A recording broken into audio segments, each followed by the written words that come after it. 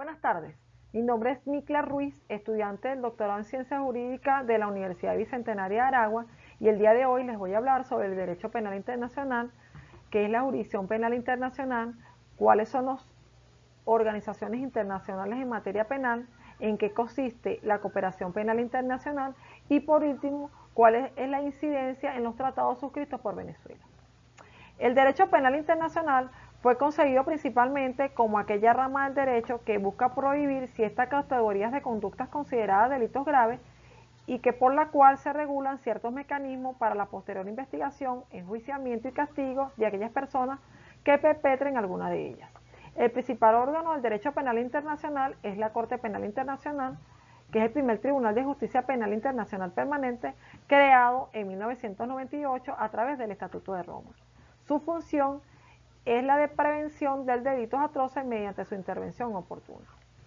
Cuando hablamos de la jurisdicción penal internacional, nos referimos al ejercicio de la autoridad judicial sobre una persona acusada de crímenes de guerra, genocidio o crímenes de lesa humanidad por un tribunal penal internacional con el fin de decidir la culpabilidad y el castigo. La Corte Penal Internacional tiene una jurisdicción limitada, dado que cubre solamente los delitos más graves que interesan a la comunidad internacional en su totalidad. Estos últimos son el genocidio, los crímenes de lesa humanidad y los crímenes de guerra, los cuales se encuentran estipulados en el artículo 5 del Estatuto de Roma.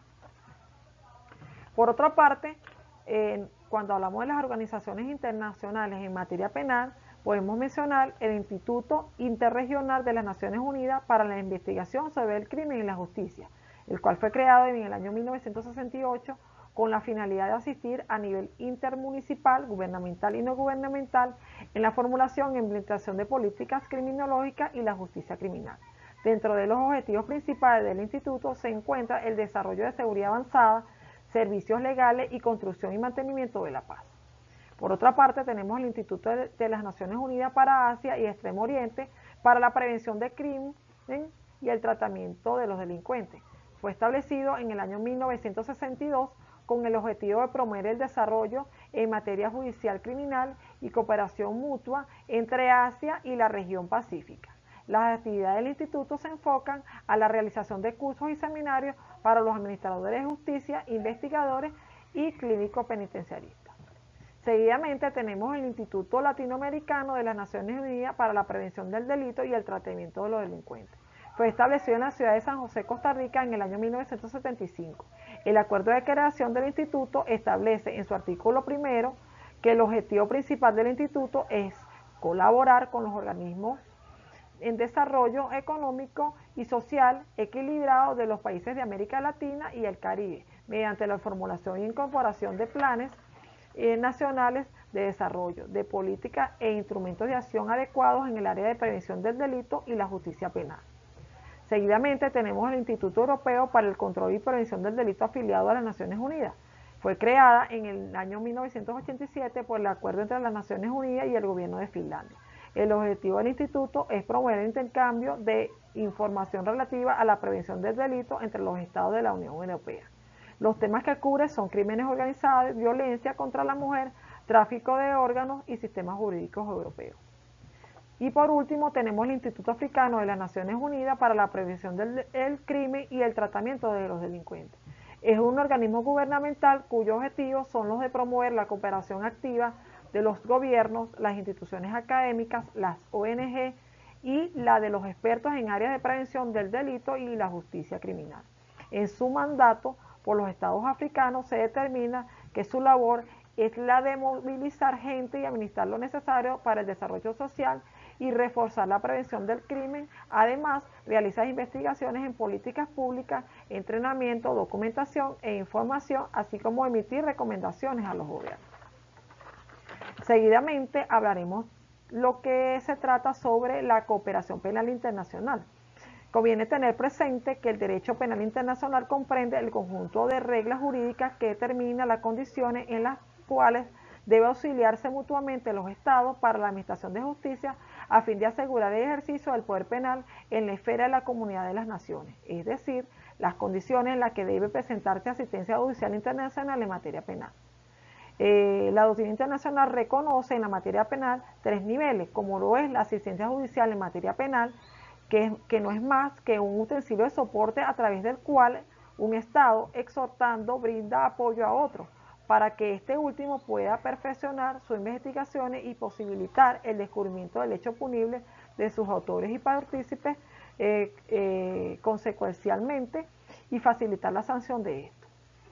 También tenemos la extradición, que es un acto típico de auxilio jurisdiccional por medio del cual un Estado solicita a otro la detención y entrega de una persona que se encuentra en el territorio del último y sobre el cual pesa una acusación o una condena y que mediante una solicitud formal y un procedimiento judicial eventualmente puede ser entregada al solicitante. Por último, tenemos la transferencia de condenado. La misma remite el análisis de las diferentes posibilidades de ejecutar el fallo condenatorio de una sentencia por un órgano judicial en el territorio del otro Estado.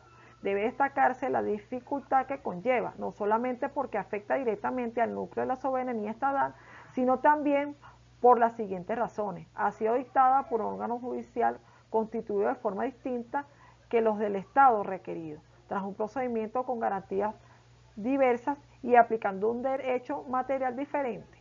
No obstante, tiene una gran ventaja y es que la transferencia de condenados no solo implica que el tribunal de un país reconoce y aplica su propio ordenamiento jurídico la sentencia de otro Estado, sino que persigue la rehabilitación social de la persona que ha delinquido, aspecto muy importante entre el derecho penal que debe llevarse a cabo en óptimas condiciones.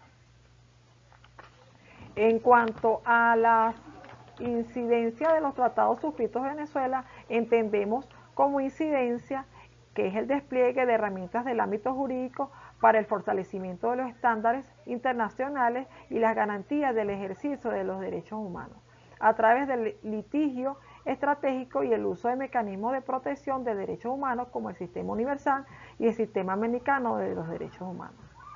El Tribunal Supremo venezolano no se ha limitado a expresar su supremacía y autonomía ante los demás tribunales del país y ante los organismos internacionales.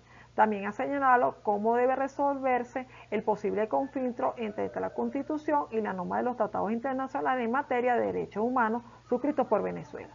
Asimismo, la sentencia 1505 del 21 de noviembre del 2000 de la Sala de Casación Penal del Tribunal Supremo de Justicia, siguiendo la línea jurisprudencial iniciada por la Sala Constitucional, dispuso que son aplicables en lo que a la sustancialidad se refiere y no respecto a lo procesal o adjetivo, porque sería renunciar a la soberanía.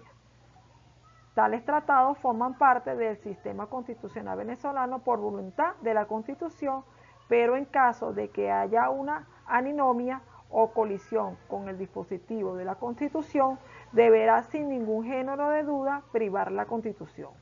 Nótese que en el artículo 23 de la Constitución hace alusión a la aplicación referente de disposiciones de convenios internacionales que favorecen el goce y ejercicio de los derechos humanos sin distinguir si se trata de una norma sustantiva o adjetiva.